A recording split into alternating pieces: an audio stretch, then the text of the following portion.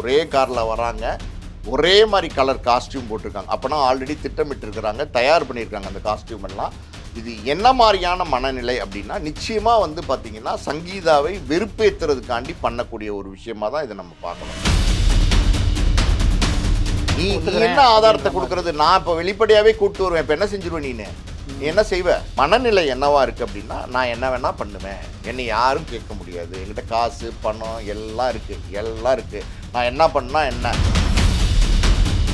Election வந்து இப்போ ஏப்ரலில் வரப்போகுது. 2 மாதத்துக்கு முன்னாடி இந்த வழக்கு எதுக்கு தாக்கல் பண்ணும்? விவாகரத்து வழக்கை எலெக்ஷன் முடிஞ்சதுக்கப்புறம் மே மாதத்தில் இதே வழக்கை வந்து தாக்கல் பண்ணலாம்ல. அப்போ அவங்க என்ன சொல்ல வராங்க அப்படின்னா, விஜயினுடைய உண்மை முகத்தை மக்களுக்கு வெளிப்படுத்துறதுக்கு அவங்க நினைக்கிறாங்க.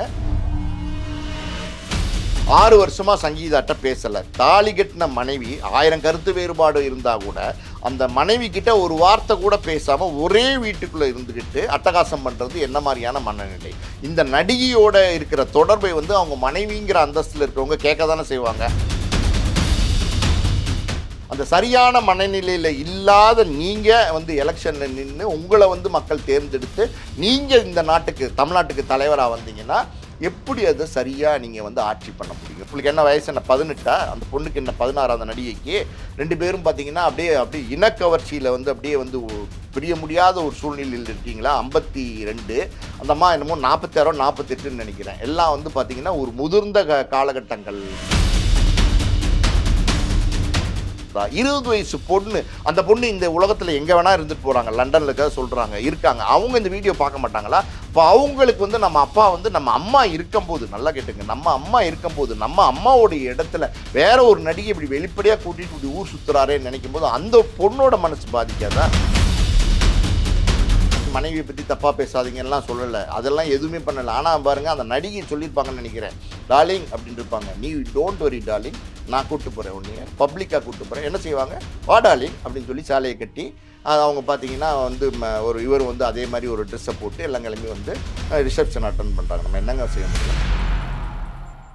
ஃபில்மிபிட் தமிழ் நேயர்களுக்கு வணக்கம். நான் உங்கள் ரஞ்சித். நடிகர் மற்றும் தமிழக வெற்றி கழக கட்சியினுடைய தலைவர் விஜயை சுற்றி அடுத்தடுத்து நடக்கக்கூடிய விஷயங்கள் தமிழ்நாட்டில் சினிமா வட்டாரத்திலும் சரி, அரசியல் வட்டாரத்திலும் சரி, ஒரு மிகப்பெரிய பேசுபொருளாக மாறி இருக்கு.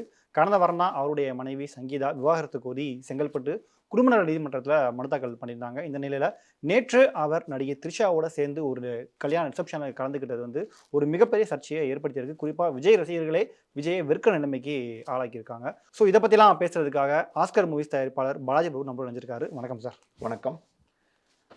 எங்கேருந்து ஆரம்பிக்கன்னு தெரியல, எல்லாருமே எதிர்பார்த்தது தான். ஏன்னா ரொம்ப நாளுக்கு முன்னாடியே சங்கீதாவுக்கும் விஜய்க்கும் அவர்களுக்கும் மனக்கசப்பு அப்படின்னு தெரிஞ்சு பேசிக்கிட்டு இருந்தாங்க.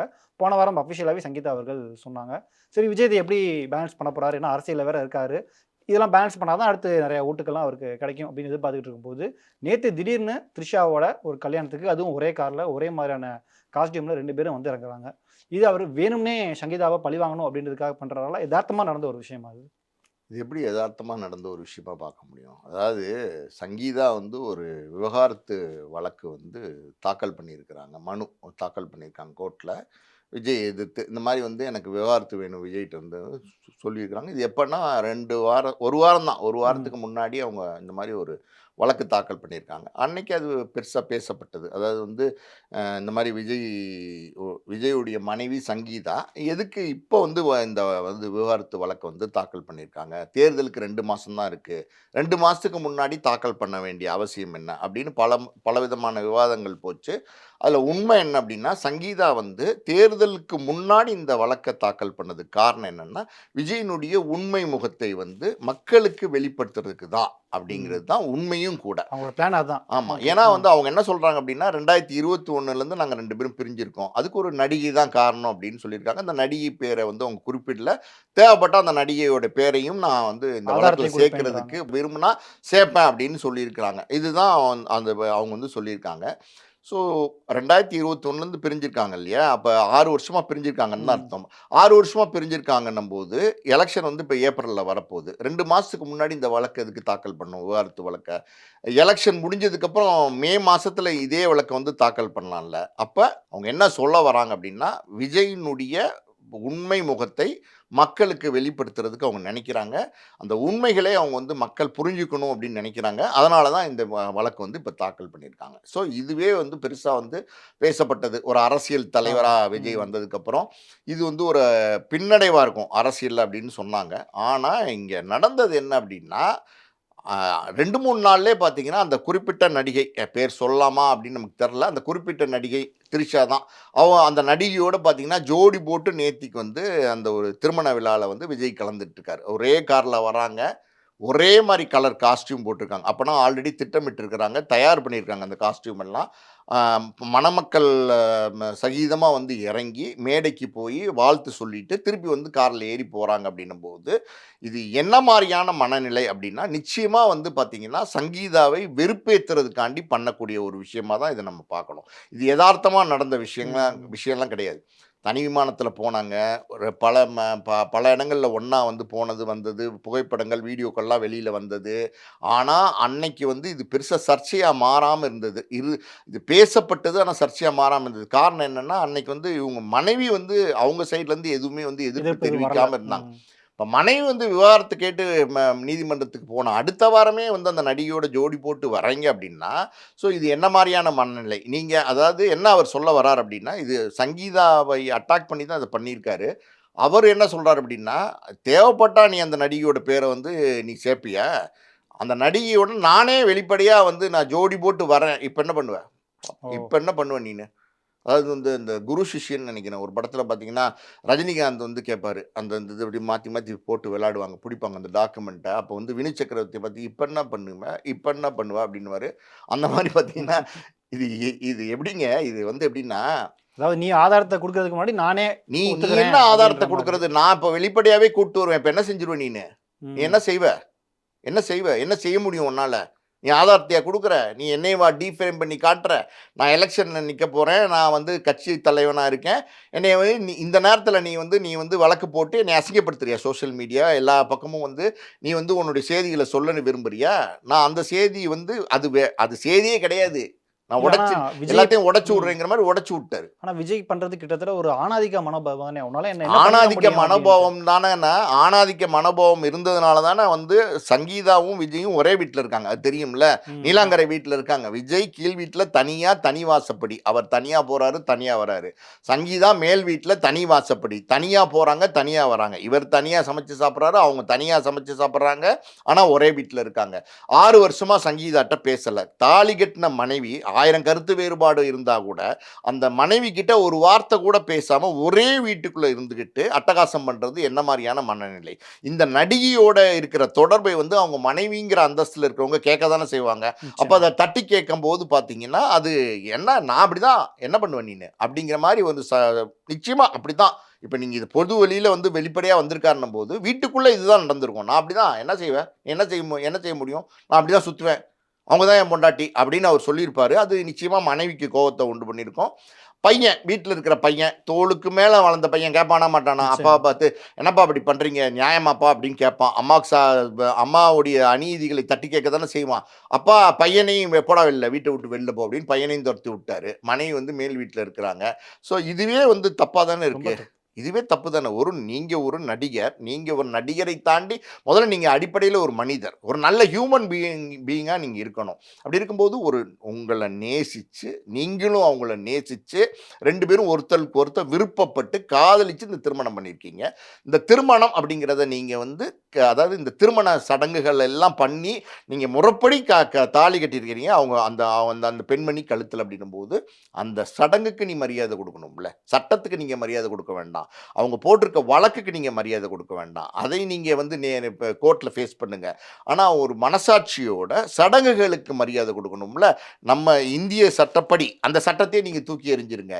நீங்க மனசாட்சிப்படின்னு நடந்துக்கிட்டீங்கன்னா, உங்களுடைய தாலி கட்டின மனைவி வந்து உயிரோட இருக்கும்போது, உங்க தாலி கட்டின மனைவி உங்க வீட்டிலேயே இருக்கும்போது, நீங்க இப்படி வேறு ஒரு நடிகையோட மனைவியோட அந்தஸ்துல அந்த நடிகையை ஜோடி போட்டு கூட்டு வந்து ஒரு திருமண விழாக்கு ஒரே கார்ல, ஒரே காஸ்டியூம்ல ஒண்ணா வர்றீங்க அப்படின்னா, அப்போ உங்களுடைய மனநிலை என்னவா இருக்கு அப்படின்னா, நான் என்ன வேணா பண்ணுவேன். என்னை யாரும் கேட்க முடியாது. என்கிட்ட காசு, பணம் எல்லாம் இருக்கு. எல்லாம் இருக்கு.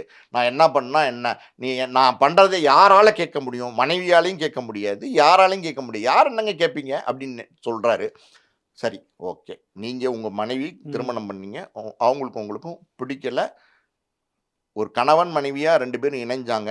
அவங்களுக்கு பிடிக்கல அப்படின்னா 2 பேரும் பிரிஞ்சுக்கலாம். சட்டமே இருக்கு. அவங்க கோர்ட்டுக்கு போயிருக்காங்க. விவாகரத்து கேட்டிருக்கிறாங்க. இப்ப அவங்களே விவாகரத்து கேட்டிருக்காங்க. கேட்டிருக்காங்களா? கேட்டிருக்காங்க. இப்ப நீங்க விவாகரத்து கேட்டு ஒருவேளை அவங்க குடுக்க மறுத்து பல வருஷங்கள் வழக்கு இழுத்தா பிரச்சனை. அவங்களே விவாகரத்து கேட்டிருக்காங்க அப்படின்னும்போது ஓப்பன் கோர்ட்ல கேட்கும்போது, நீங்களும் பதில் மனு வந்து தாக்கல் பண்ணலாம். என்னவா தாக்கல் பண்ணலாம்? என்ன டிமாண்ட்ஸ்ன்னு கேளுங்க. அத முன்ன பின்ன உட்கார்ந்து பேசி நம்ம சரி பண்ணிரலாம். பண்ணிக்கலாம். விவாகரத்து நான் ம், ம். குடுத்துடுறேன் அப்படின்னு சொல்லி குடுக்குறேன்னு ஒத்துக்கிட்டு, சமரசமா 2 பேருமே மனு போட்டீங்கன்னா, இதே நீதிமன்றத்தில போட்டீங்கன்னா, இந்த வழக்கு சட்டப்படி எப்படின்னா, ஒரு ஒரு கால அவகாசம் கணவன் மனைவி பிரிஞ்சிருக்கணும். அப்படி பிரிஞ்சு இருக்கிற அந்த கால அவகாசம் 6 மாசம், 1 வருஷம்னு வச்சுக்கோங்களேன். அது பிரிஞ்சு நீங்க அந்த காலத்த கடந்துட்டீங்கன்னா, அந்த ஓப்பன் கோர்ட்லயே உங்களுக்கு வந்து விவாகரத்து வந்து குடுத்துருவாங்க. 2 பேருமே ஒருத்தருக்கு ஒருத்தர் விவாகரத்து வாங்கிட்டு தனித்தனியா பிரிஞ்சதுக்கப்புறம் நீங்க யாரோட வேணாலும் வாழலாம். எந்த பெண்ணோட வேணாலும் வாழலாம். உங்களுக்கு எல்லா சுதந்திரமும் இருக்கு. எல்லா உரிமையும் இருக்கு. யாரும் அந்த உரிமையெல்லாம் தட்டி பறிக்கல. யாரும் அந்த உரிமையெல்லாம் இல்லைன்னு நம்ம சொல்லல. பண்ணக்கூடாதுன்னு சொல்லல. அப்படி வந்து நீங்க விவாகரத்து குடுத்ததுக்கப்புறம் இதே மனைவியோட தாலி கட்டி கூட்டுவாங்க. தாலி கட்டாம கூட கூட்டுவாங்க. அப்ப என்ன சொல்லுவாங்கன்னா, இன்னைக்கு வந்து மனைவிகிட்ட இருந்து பிரிஞ்சுட்டாருங்க. இவர் வந்து வேற ஒரு பெண்ணோட தொடர்புல இருக்கார் போல. கூட்டு வந்திருக்கிறாரு. அவர் கல்யாணம் பண்ணிக்கிறார், கல்யாணம் பண்ணிக்கல. அப்படி கூட்டு வர்றது தப்பு தான். இருந்தாலும் ஒரு நண்பனா கூட்டு வந்தேன், தோழியா கூட்டு வந்தேன். எப்படி வேணா நீங்க வந்து அத டிஃபைன் பண்ணிக்கலாம். ஆனா இன்னைக்கு இது எதையுமே நீங்க மதிக்காம நீங்க வந்து அந்த யோசிக்காம. நடிகையை ம். கூட்டு வரீங்க அப்படின்னும்போது, நல்லா கவனிச்சுக்கங்க. நீங்க வந்து ஒரு நடிகர் விஜய் கிடையாது. இது என்னன்னா, இன்னைக்கு இந்த விர்ச்சுவல் வாரியர்ஸ் அவங்க வந்து இந்த சோசியல் மீடியால என்ன சொல்றாங்கன்னா, ஜெயம் ரவி, கெனிஷாவே வந்து ஒரே காஸ்டியூம்ல ஒரே மாரி ஜோடி போட்டு ஐஸ்வரி கணேசன் கல்யாணத்துக்கு வந்தாங்களே, அவங்களே வரும்போது எங்க தலைவர் வரக்கூடாதா? எங்க அண்ணன் வரக்கூடாதா? எங்க அண்ணன் என்ன சாதாரண ஆளா? அப்படின்னா, எவ்வளோ மட்டமான பேச்சுங்க இது. ஜெயம் ரவி ஒரு நடிகர். ஜெயம் ரவி ஒரு நடிகர் மட்டும் தான். அவர் நல்ல ஹியூமன் பீயிங்கா இருந்திருந்தார்னா, அந்த மாரி செயல அவரும் செஞ்சிருக்க மாட்டாரு. செஞ்சிருக்க கூடாது. அது தப்பு. நம்ம அனுமதிக்கல. ஆனா, அவர் ஒரு நடிகரா மட்டும் பார்க்கும்போது, அவர் ஏதோ பண்றாருங்க. அது உட்டுறலாம் அப்படின்னு சொல்லிட்டு கடந்து போலாம். நீங்க வெறும் நடிகரா? நீங்க நடிகர் விஜய் மட்டுமா? நீங்க இன்னைக்கு தளபதி விஜய் மட்டுமா? நீங்க இன்னைக்கு ஒரு கட்சி தலைவரா இருக்கிறீங்க. நீங்க வந்து வரப்போற எலக்ஷன்ல வந்து முதலமைச்சர் வேட்பாளரா வந்து உங்கள முன்னிறுத்திக்கிறீங்க. அப்படி இருக்கும்போது இந்த நாட்ட ஆட்சி பண்ணணும்னு நினைக்கிறீங்க. இந்த நாட்டுக்கு தலைவனா வரணும்னு நினைக்கிறீங்க. அப்படி ஒரு தலைவனா ஒரு கட்சியினுடைய அ தலைவனா நீங்க வரம்போது, அந்த தலைவனுக்கான தகுதி அது உங்களுக்கு வேணுமா? வேணாமா? அந்த நிச்சயமா. தலைவனுக்கான தகுதி உங்களுக்கு வேணுமா? வேணாமான்னா, வேணும். ஏன் வேணும் அப்டின்னா, உங்கள ஃபாலோ பண்றாங்கங்க. உங்கள நடிகனாவே பல பேர் ஃபாலோ பண்றாங்க. உங்கள நடிகனாவே பல பேர் ஃபாலோ பண்றாங்க. இன்னைக்கு அதுதானே நம்ம இப்ப இருக்கிற பிரச்சனையே. அப்படி இருக்கும்போது ஒரு ஒரு தலைவனா வந்ததுக்கப்புறம் உங்கள எல்லா விஷயத்திலயும் உங்களுக்கு கொள்கை ரீதியா கொள்கைலாம் எதுவும் இல்லைன்னு வச்சுக்கோங்க. கொள்கை ரீதியா எல்லா விதத்திலயும் உங்கள வந்து ஃபாலோ பண்றாங்க ஒரு கூட்டம். ஒரு கூட்டம். அது வந்து எப்படிப்பட்ட கூட்டம்ங்கிறதெல்லாம் நம்ம விட்டுறலாம். ஆனா ஒரு கூட்டம் ஃபாலோ பண்ணுதா இல்லையா? அப்படி இருக்கும்போது உங்கள ஃபாலோ பண்றவங்க என்ன நினைப்பாங்க? அப்ப நம்ம தலைவர் வந்து பொண்டாட்டி இருக்கும்போதே வேற ஒரு பொண்ணோட, ஒரு நடிகையோட ஜோடி போட்டு வராருன்னா, அப்ப நம்மளும் போலாம். ஒரு நம்ம நம்ம பேடான பொ எக்ஸாம்பிள் தானே நம்ம இது. ஆமா. நம்ம ம். நம்ம பொண்டாட்டி வீட்ல இருக்கும்போது நம்ம வேற ஒருத்தியோட போலாம். ஜாலியா ஜல்சாவா கூட்டு போலாம். என்னப்பா கல்யாணத்துக்கு போலாம். கூட்டு வாயா கல்யாணத்துக்கு வெளிப்படையா கூட்டு வாயா அப்படின்னா, இது ஒரு முன்னுதாரணம் ஆகாதா? ஆகுமா? ஆகாதா? நிச்சயமா. அப்ப நீங்க ஒரு மாடலா இருக்கீங்கல்ல, ரோல் மாடலா இருக்கீங்கல்ல, மத்தவங்களுக்கு முன் உதாரணமா இருக்கீங்கல்ல, அப்ப நீங்க இத செய்யலாமா? இது என்ன மனநிலை? உங்களுக்கு என்ன வயசு என்ன 18ஆ? அந்த பொண்ணுக்கு என்ன 16 அந்த நடிகைக்கு? 2 பேரும் பார்த்தீங்கன்னா, அப்படியே அப்படியே இனக்கவர்ச்சியில வந்து அப்படியே வந்து பிரிய முடியாத ஒரு சூழ்நிலையில் இருக்கீங்களா? 52 அந்த அம்மா என்னமோ 46ஓ, 48ன்னு நெனைக்கிறேன். எல்லாம் வந்து பார்த்தீங்கன்னா, ஒரு முதிர்ந்த காலகட்டங்கள் கடந்து முதிர்ந்த காலகட்டத்தையும் கடந்து போயிட்டு இருக்கிற ஒரு காலகட்டத்தில, உங்க பையனே வந்து பார்த்தீங்கன்னா 25 வயசு இப்ப, அந்த சஞ்சய்ங்கிற பையனுக்கு. உங்களுக்கு கல்யாணம் ஆகும்போது உங்களுக்கு 25 வயசு. அப்ப உங்களுக்கு கல்யாணம் ஆகுற வயசுல ஒரு பையன், கல்யாணம் ஆகுற வயசுல ஒரு 20 வயசுல ஒரு பொண்ணு, உங்க வீட்ல ஒரு மனைவி, இவங்க எல்லாம் இருக்கும்போது, நீங்க இப்படி ஒரு விஷயத்த பண்ணீங்கன்னா, இது வந்து தப்பா, சரியா? நீங்க இன்னொரு ஆங்கிள்ல திங்க் பண்ணி பாருங்க. இந்த சம்பவம் நேத்திக்கு நடந்தது. ம். இத நீங்களும் நானும் பார்த்துட்டு விவாதம் பண்ணிட்டு கடந்து போயிடுறோம். ஆனா மனைவி எப்படி இருக்கும் அவங்களுக்கு? எப்படி இருக்கும் அவங்களுக்கு? யோசிச்சு பாருங்க. தாலி கட்டி எதுக்குங்க மனைவிங்கிற அங்கீகாரம் குடுக்குறாங்க? எதுக்குங்க நம்ம சமுதாயத்தில வந்து கல்யாணம், சடங்கு, மாங்கல்யம் அப்படிங்கிறதெல்லாம் எதுக்குங்க கொண்டு வராங்க? எதுக்கு ஒரு கட்டமைப்ப நம்ம உருவாக்கியிருக்கோம்? சட்டமெல்லாம் அப்புறம் தாங்க. சட்டமெல்லாம் தனி. சட்டத்த எல்லாம் தூக்கி போட்டுருங்க. உங்களுக்கு வந்து சுய ஒழுக்கம் வேணுமா? இல்லையா? நீங்க வந்து அந்த அந்த சடங்குகளை மதிச்சு தாலி கட்டியிருக்கிறீங்கல்ல, அப்ப அந்த தாலிக்கு மரியாதை குடுக்கணும்ல, அந்த மனைவிக்கு மரியாதை குடுக்கணும்ல, அந்த குடும்ப உறவுக்கு மரியாதை குடுக்கணும்ல. உங்க மனைவி 2 குழந்தைங்க இருக்காங்களே, இந்த வயசுல நீங்க இந்த 52 வயசுல செய்யக்கூடிய செயலா இது? இப்ப நீங்க போட்டியா பண்ண வேண்டிய வேலையா இது? நீ எ எ என்ன விஷயம்? இது வந்து எப்படி இந்த கோலி விளையாடுவாங்கல்ல சின்ன பசங்க. அந்த அந்த பசங்க மாதிரி. வந்து ஈகோல போட்டிக்கு பண்ற மாரியே நீங்க பண்ணலாமா? ஒரு தலைவனா இருந்து நீங்க பண்ணலாமா? அப்பன்னா, இது என்ன அப்டின்னா, உங்களுடைய மனநிலைய காட்டுது. இப்படிப்பட்ட மனநிலை நல்லா புரிஞ்சுக்கங்க. மனைவி விவாகரத்து வழக்கு தொடுத்திருக்கிறாங்க. அடுத்த வாரமே நீங்க அந்த சம்பந்தப்பட்ட நடிகையோட வெளிப்படையா வந்து ஒரு விழாக்கு வரீங்க அப்டின்னா, அப்படிப்பட்ட மனநிலையில நீங்க இருக்கீங்க. அப்படிப்பட்ட மனநிலை உங்களுக்கு இருக்கு. 52 வயசாகி கூட உங்களுக்கு மனநிலையில வந்து மெச்சூரிட்டி இல்ல. நீங்க உங்கள பல பேர் பார்க்குறாங்க. உங்கள பல பேர் ஃபாலோ பண்றாங்க. நீங்க எலக்ஷன்ல நிக்க போறீங்க. எல்லாம் தெரிஞ்சும் இது உங்களுக்கு பின்னடைவா இருக்கும். எல்லாம் தெரிஞ்சும் இத பண்றீங்கன்னா, அப்ப நீங்க வந்து அப்படிப்பட்ட ஒரு மனநிலையில இருக்கிறீங்க. அப்படிப்பட்ட மனநிலையில இருக்கிற நீங்க, சரியான மனநிலையில இல்லைன்னு நான் சொல்லுவேன். நிச்சயமா. அப்ப அந்த சரியான மனநிலையில இல்லாத நீங்க வந்து எலக்ஷன்ல நின்னு, உங்கள வந்து மக்கள் தேர்ந்தெடுத்து, நீங்க இந்த நாட்டுக்கு தமிழ்நாட்டுக்கு தலைவரா வந்தீங்கன்னா, எப்படி அத சரியா நீங்க வந்து ஆட்சி பண்ண முடியும்? முதல்ல வந்து நீங்க உங்க சுய ஒழுக்கத்த நீங்க பார்க்கணும். உங்க சுய ஒழுக்கம் வந்து ரொம்ப முக்கியம். அந்த மனைவியினுடைய வேதனைகள் வந்து எவ்வளவா இருந்திருக்கும்? என்னவா இருந்திருக்கும்? சரி மனைவிய விட்டுருங்க. இந்த பையன் இங்க தான் இருக்காரு. சென்னையில தான் இருக்காரு. அசோக் நகர்லயோ எங்கேயோ ஃப்ளாட்ல இருக்காரு சொல்றாங்க. எங்க இருக்காருங்கிறத விட்டுருங்க. ஆனா அவருக்கு நேத்திக்கு இத பார்த்து இந்த வீடியோலாம் பார்க்கும்போது அவருக்கு எப்படி இருக்கும் மனசுல? அவருடைய நண்பர்கள்னு ஒரு ஒரு வட்டாரம் இருப்பாங்கல்ல. அவருக்கு ஒரு சுற்றம், சூழல்லாம் இருக்கும்ல. அவங்கலாம் கேட்பாங்கல்ல, "என்னப்பா உங்க அப்பா இப்படி நடிகையோட வெளிப்படையா போக ஆரம்பிச்சான்னு?" கேட்பாங்கல்ல. நிச்சயமா. அப்ப அந்த பையன் 25 வயசு பையன், ஒரு வளராத பையன், அதாவது பக்குவம் இல்லாத ஒரு சின்ன பையன். இளங்கன்றுன்னு சொல்லலாம். அந்த மாரி இருக்கிற அந்த பையனுடைய உங்களுக்கே இவ்வளோ மெச்சூரிட்டி லேக்கா இருக்கே, உங்களுக்கே இவ்வளோ மெச்சூரிட்டி கம்மியா இருக்கே 52 வயசுல. சின்ன பையனுக்கு என்ன மெச்சூரிட்டி இருக்கும்? அப்ப அத பார்க்குற அவன் வந்து, அவனுமே வந்து தப்பான எண்ணங்கள்ல வந்து விதைக்கப்பட மாட்டானா? அதனால இன்ஃப்ளூயன்ஸ் ஆக மாட்டானா? அவனுடைய மனசு பாதிக்குமா? பாதிக்காதா? மனதளவுல அவனுக்கு பாதிப்பை ஏற்படுத்துமா? ஏற்படுத்தாதா? 20 வயசு பொண்ணு, அந்த பொண்ணு இந்த உலகத்துல எங்க வேணா இருந்துட்டு போறாங்க. லண்டன்ல இருக்கறதா சொல்றாங்க. இருக்காங்க. அவங்க இந்த வீடியோ பார்க்க மாட்டாங்களா? அப்ப அவங்களுக்கு வந்து நம்ம அப்பா வந்து நம்ம அம்மா இருக்கும்போது நல்லா கேட்டுங்க. நம்ம அம்மா இருக்கும்போது, நம்ம அம்மாவுடைய இடத்துல வேற ஒரு நடிகை இப்படி வெளிப்படையா கூட்டிட்டு இப்படி ஊர் சுத்துறாரேன்னு நினைக்கும்போது, அந்த பொண்ணோட மனசு பாதிக்காதா? இது எல்லாமே நீங்க யோசிக்க மாட்டீங்களா? இதெல்லாம் ஒரு சைக்காலஜி கனெக்ட்டுங்க இது. ஆக்சுவலி பார்த்தீங்கன்னா, மனைவிக்கு ஏற்படுற பாதிப்பு, மகனுக்கு ஏற்படுற பாதிப்பு, மகளுக்கு ஏற்படுற பாதிப்பு, விஜயுடைய அம்மா, அப்பாக்கு ஏற்படுற பாதிப்பு பாதிப்பு. எல்லாமே பார்த்தீங்கன்னா, ஒரு பிளட் கனெக்ட், ஒரு சைக்காலஜிக்கல் கனெக்ட். அவங்க எல்லாருமே மனவேதனைப்படுவாங்க. மனதளவுல டிப்ரஷன் தாழ்வா ஃபீல் பண்ணுவாங்க. தப்பா ஃபீல் பண்ணுவாங்க. இது எல்லாமே வந்து நீங்க பண்ணக்கூடிய ஒரு விஷயமா? கேவலமா இல்ல உங்களுக்கு? நீங்க ஒரு ஒரு தலைவர்ன்னு சொல்லிக்கிறீங்களே, உங்களுக்கு அந்த தலைவருக்கு ஒரு அடையாளமா நீங்க என்ன பண்ணியிருக்கணும்? விவாகரத்து பண்ணியிருக்கணும். அதுக்கப்புறம் நீங்க யார வேணாலும் கல்யாணம் பண்ணிட்டு போயிருக்கலாம். உங்களுடைய மனைவிய நீங்க யார வேணாலும் ஏத்துக்கிறதுக்கான உரிமை, சுதந்திரம் உங்களுக்கு இருக்குன்னும்போது, அத செய்றத விட்டுட்டு அடுத்த வாரமே வந்து வம்புக்கு நிக்கிற மாரி, போட்டிக்கு நிக்கிற மாரி, என்னமோ சக்காளத்தி சண்டைக்கு நிக்கிற மாரி வந்து நீங்க வந்து கூட்டிட்டு வரீங்களே! அப்ப அந்த நடிகை வந்து சொல்லியிருக்கிறாங்க. என்ன சொல்லியிருக்காங்கன்னா, இந்த மாரி வந்து டார்லிங் என்னைய வந்து பாருங்க சோசியல் மீடியால எல்லாம் தப்பு தப்பா சொல்றாங்க. அவங்க மனைவிய தப்பு தப்பா சொல்றாங்க. யார சங்கீதாவ. அசிங்க அசிங்கமா பேசுறாங்க. கேரக்டர் ரீஃப்ரேம் பண்ணி எழுதுறாங்க ம், நெறைய பேரு. ம். அத இவரு தட்டி கேட்கல. அதுக்கு இவரு எதுவும் ட்வீட் போட்டு என் மனைவிய பத்தி தப்பா பேசாதீங்கன்னுலாம் சொல்லல. அதெல்லாம் எதுவுமே பண்ணல. ஆனா பாருங்க அந்த நடிகை சொல்லியிருப்பாங்கன்னு நெனைக்கிறேன். டார்லிங் அப்படின்னு இருப்பாங்க. நீ டோன்ட் வொரி டார்லிங். நான் கூட்டு போறேன் உன்னைய. பப்ளிக்கா கூட்டு போறேன். என்ன செய்வாங்க? வா டார்லிங் அப்படின்னு சொல்லி சேலைய கட்டி, அவங்க பார்த்தீங்கன்னா வந்து ஒரு இவரு வந்து அதே மாரி ஒரு ட்ரெஸ்ஸ போட்டு எல்லாம் கிளம்பி வந்து ரிசப்ஷன் அட்டெண்ட் பண்றாங்க. நம்ம என்னங்க செய்ய முடியும்?